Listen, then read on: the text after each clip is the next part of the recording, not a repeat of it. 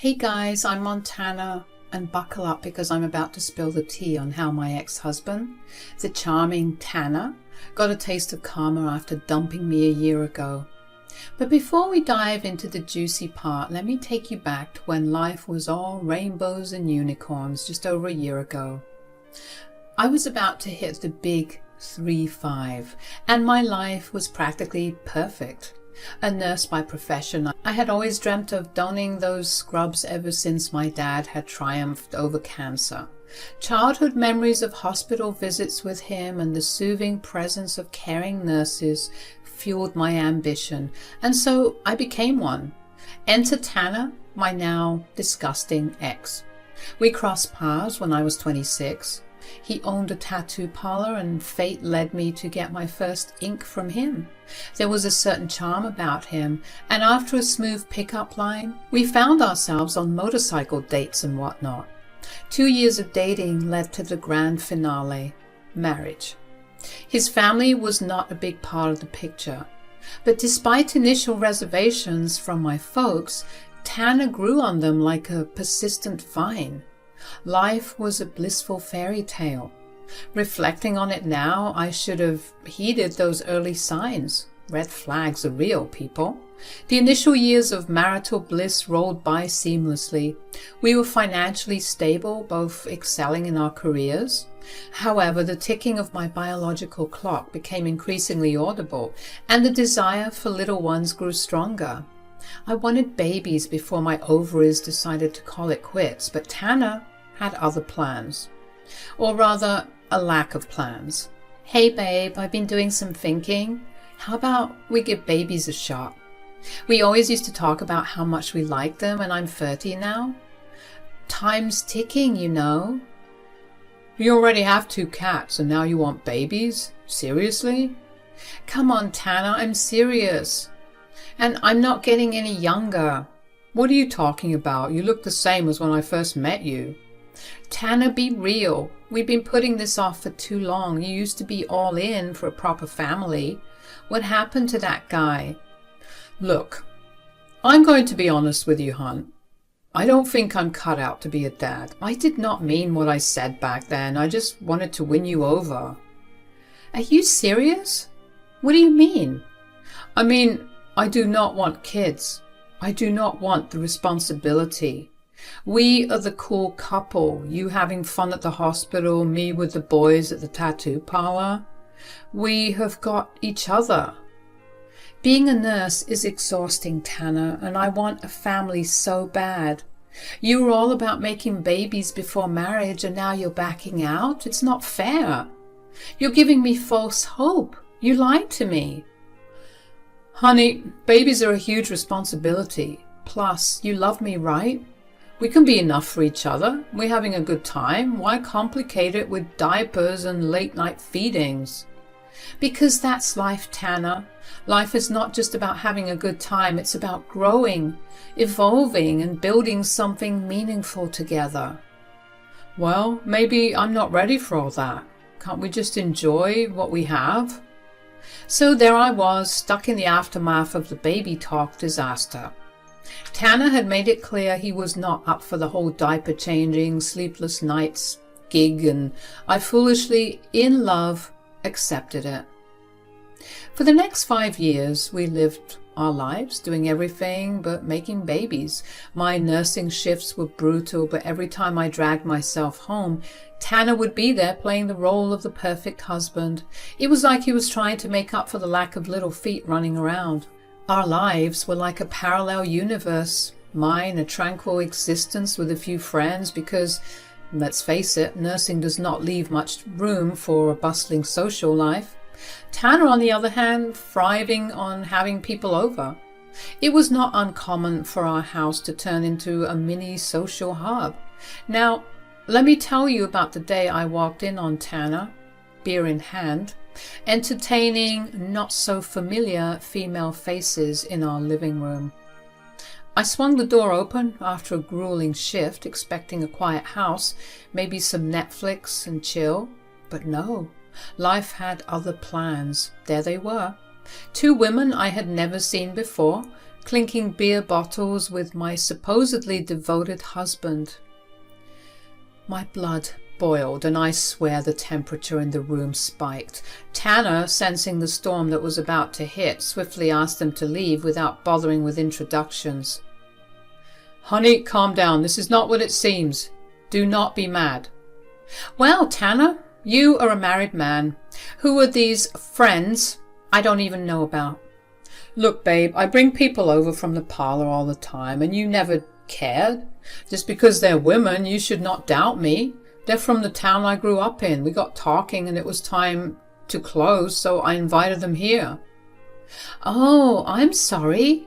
I was just tired and walking in, and seeing you with them just brought the worst out in me." "I get it, babe. It was bad timing. You know I only love one woman, and that is you."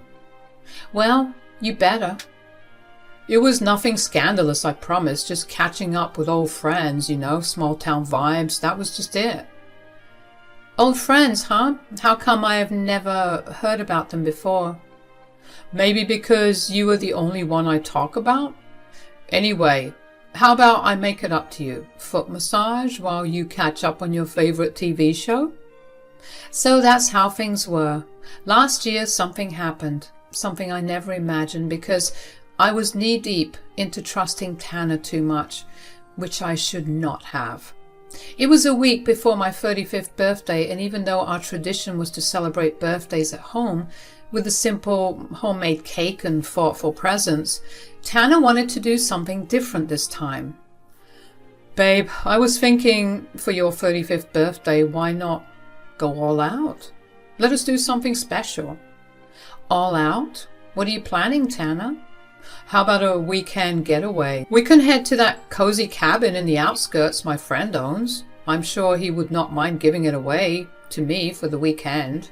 That is quite the departure from our usual low-key celebrations. "I thought it was a milestone birthday and you deserve something memorable. Plus a change of scenery might do us good." That does sound nice, Tanner. I'll talk at the hospital to get my shifts covered. Don't forget to talk to the cat sitter about the cats. So the whole week I worked my ass off so I could have the special day all to myself and Tanner. My birthday was on a Saturday, so I took leave from the hospital for Saturday and Sunday. When I got home from work around 11 p.m. the night before, Tanner was nowhere to be found. I looked for him in the living room, then the kitchen, and finally headed to our bedroom. On the bed was a black sequin dress and a brand new red lipstick with a note next to it. "My dearest Montana, I'm at the cabin setting up a surprise just for you. Tomorrow I'll send a cab for you at 5 p.m. How about you come wearing this gorgeous black sequin dress and put on that red lipstick? You are going to look absolutely stunning. Pack a bag for your night clothes and leave everything else up to me. P.S. I've kept some lasagna in the fridge for you. Enjoy it, and I cannot wait to see you tomorrow." As I read Tanner's note, a flutter of excitement and curiosity bubbled up within me. The words danced off the paper, and I could not help but grin at the thought of what awaited me at the cabin. I was practically buzzing with excitement the whole night. Tanner going all out like this? Totally unexpected. The next morning I woke up, video called my folks, and shot back some replies to the birthday wishes my friends had sent. I was on cloud nine, stoked for what the day had in store. Getting ready was a blast. Shower, makeup on, especially that killer red lip. Slipping into that knockout black sequin dress and throwing on some fierce black heels. My confidence was through the roof. The taxi rolled up at 5 p.m. and I hopped in, ready for the adventure. The cabin was about an hour away, nestled in a quiet spot that promised peace and quiet. Finally, we pulled up to the cabin. It gave me an Airbnb vibe, and maybe Tanner's friend used to rent it out to other people, I thought to myself. Stepping out of the taxi, I took a long breath. I knocked on the door, wondering what surprises were waiting on the other side. "Yo, happy birthday, babe. You're finally here. I've been waiting since forever." I took a step inside. I was hoping for the place to be filled with balloons or some party decorations because Tanner hadn't been home the last night. Thanks, babe, and this place? What's on your mind? I thought you were pulling an all-nighter decorating or something, but who cares? This place is already stunning. Thank you so much for this. Well, sit your awesome self down. I'm going to grab us some fancy wine. Tanner places 3 wine glasses on the table. Why the trio? Are we expecting someone or what? Oh yeah, someone's joining us. Who is the mystery guest? I thought it was just going to be us on this romantic getaway. Oh, you'll find out soon enough. Keep those guessing skills sharp, babe. You're killing me with suspense here, Tanner. All right, babe. So I have got 2 gifts for you, and honestly, I'm a bit torn on which one to give you first. Let us go with the easier one for now, I guess. So Tanner handed me this envelope. No questions asked. I just started tearing it open. Inside, instead of a lovey-dovey letter or a surprise getaway ticket, there were papers. My eyes started scanning, and what did I see? Divorce papers. I was standing there, squinting at the words, wondering if Tanner was pulling some kind of twisted prank on me. Like, seriously? Who hands their spouse divorce papers as a birthday gift? I could not wrap my head around it. Seriously? Are these divorce papers fake or something, Tanner? If this is some messed up joke, I swear I'm going to lose it. No joke, Montana.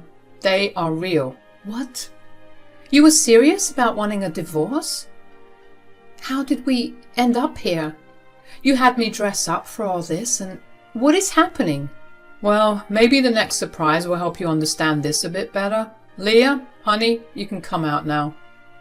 So there I was, sitting there, still trying to wrap my head around those darn divorce papers when I heard someone coming down the stairs, and when that person finally stepped into view, I absolutely lost it. It was this blonde girl, looking all young and fresh. She had on some sleepwear, and even without a lick of makeup, she was naturally pretty. I mean, seriously? Could this day get any more twisted? Who is this?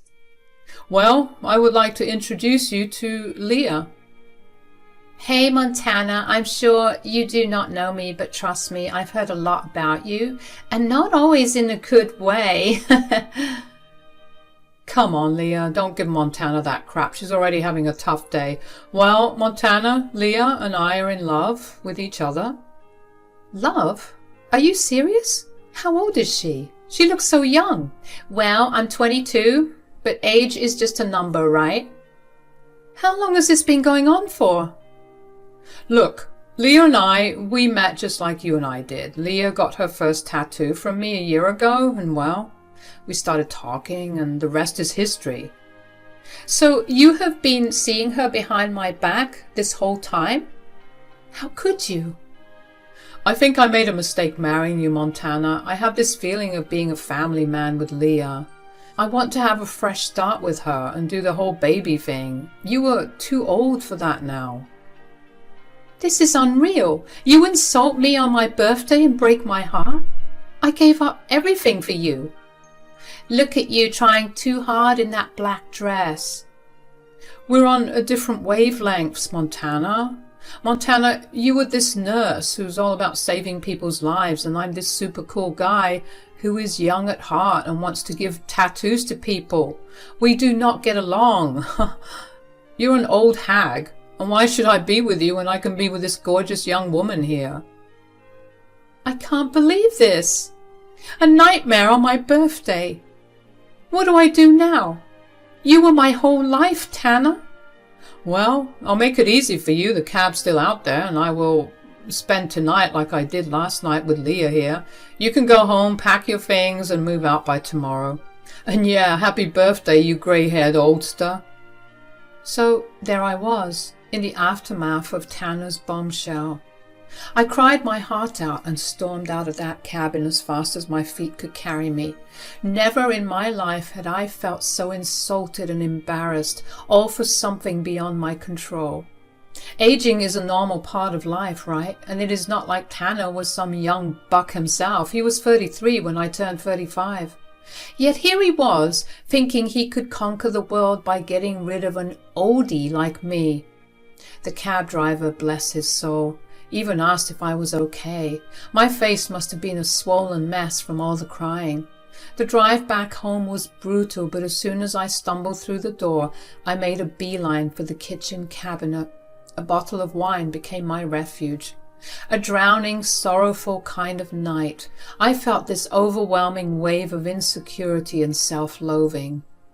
A day that was meant to celebrate me had done a complete 180. How could Tanner do this to me, sneaking off with a 22-year-old for a whole year, and now wanting to marry her and start a family? I had those divorce papers he handed me, a cruel reminder of his betrayal right in front of me. After a night of too much wine and a fitful sleep, I woke up at 4 a.m. with a pounding headache and a heavy heart. It was then that I decided to face the wreckage. I started packing my bags, the reality sinking in with each item I placed into the suitcase. By 7 a.m, I was done. Just as I finished, I heard the main door to the house creak open. My heart skipped a beat. It was Tanner. "What brings you here so early? I'm not ready to bounce yet. Spare me the morning drama. Just need to grab some cash."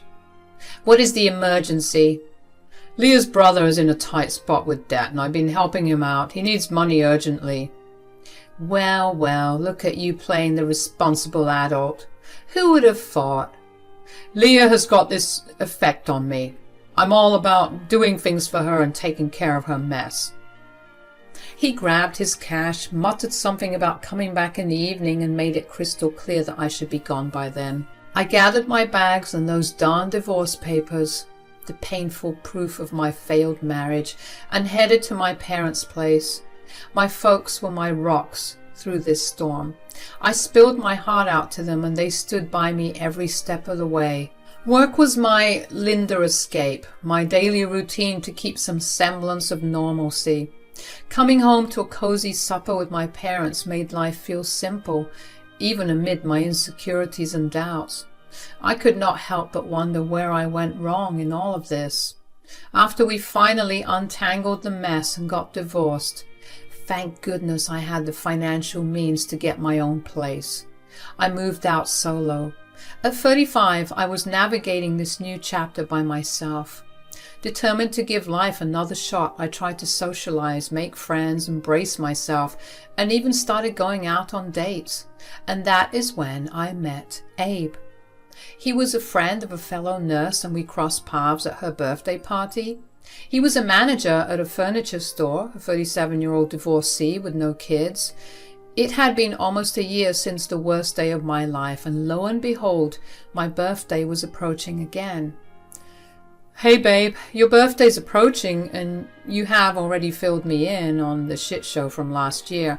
I was thinking, what do you want to do this time? I don't want to go all out and then you end up not liking it." "That's understandable. How about we keep it simple? Just dinner at my place." "Yeah, that sounds perfect." "Great. We can order in or I can cook something special." "You're cooking. I'm all in for that. Count me in." "Glad you're excited about it. Now, about your moving in idea." "Yeah, so I've been thinking, we've been spending a lot of time together and I really enjoy it. How would you feel about me moving in?" "Abe, I've been thinking about that too. I would love for you to move in." "Seriously? That is fantastic. I was worried you might think it was too soon or something." "Well, you're not bringing a toothbrush over just for dinner, are you?" "No, definitely not. This feels right, you know." "It does. I have got an extra toothbrush just in case." "You have been expecting this, huh?" "Maybe a little, but hey, it's a big step and I want you to feel at home." "Thanks, Montana. I really appreciate it. I just hope things turn out to be better for both of us." So Abe moved in, and despite the usual adjustment period that comes with sharing your space, things were going pretty well. The birthday dinner was a hit. We got along surprisingly well, not just as a couple, but as roommates too. Life settled into a comfortable routine. We had our own rhythms and habits, but it all seemed to sync up effortlessly. And just when I thought I had officially begun a new chapter in my life, the past had its way of coming back again, or so I thought. It was one Sunday afternoon. Abe was at the store and I did not have a shift for another 4 hours. I was just enjoying watching some TV when I heard knocking at my door. I was not expecting anyone, so I thought it must be just Abe. But when I opened the door, on the other side was the one and only Tanner. "Tanner, what on earth are you doing here?" "Hey, it took me forever to find you. Can I come in? Maybe grab a drink or water?" "We are divorced. What is going on?" "Let me in just for a bit. I need to talk and I'm parched." I let Tanner in and gave him a glass of water. "Fine, but make it quick. Why are you looking for me after everything that happened? You made my life a nightmare." "Those pictures on the frame. Who is the new guy?" "I'm seeing someone. What is it to you?" "A year later and you're already moving on. Really?" "Remember how you cheated on me and threw divorce papers in my face?" "About that. Leah and I split. Things went south." "That is not my problem. What's with the sudden visit?" "I'm broke, almost penniless." "What happened to your tattoo parlor?" "You remember Leah's brother I was helping out back then?" Turns out it was not Leah's brother, it was her boyfriend. "Are you kidding me?" "No." I was shocked myself. Leah used me to pay her boyfriend's debts off, and then they went on using me. I was so madly in love with her. She said she needed to pay for her and her brother's house, otherwise they would get kicked out. So I sold part of my tattoo parlor to my co-owner to help her save her house. After she was done using me, she laughed at my face for being such a massive fool and dumped me. Whoa, that must have been a roller coaster ride for you. You know, I do not have anyone. My parents are not in the picture and I'm struggling. I even had to sell my car to have money for day-to-day needs. All this bad luck just sprung upon me from nowhere. I have no one to go to except for you." "So why come to me after treating me like trash? Did you think I would be willing to help you?" "I messed up last year. I'm sorry. Can we move on? I really want you to help me out here, Montana, for old time's sake." "It's not that easy. You brought this upon yourself. I will not fix your mess. We are exes, end of story. Get out of my house." "Montana, please, I'm desperate." "Your desperation is not my problem. You made your choices. Now go." So when Abe got back home, I spilled the whole crazy Tanner saga. He listened, took it all in, and then he dropped a gem of wisdom about karma. He said, "Karma's like a boomerang. What goes around comes around." That line stuck with me because you know what? Sometimes life has a funny way of balancing the scales on its own. You do not need to lift a finger. I'm with Abe now. I have moved on. I believed there are better things waiting for me in the future because I have never intentionally hurt anyone. Karma, whether good or bad, has its way of finding you. As for Tanner, well, he got his own dose of karma. It's like the universe served him a plate of consequences for what he did. What you put out there has a way of finding its way back to you, and Tanner learned that the hard way. Life has a way of settling scores, and I have learned to trust that process.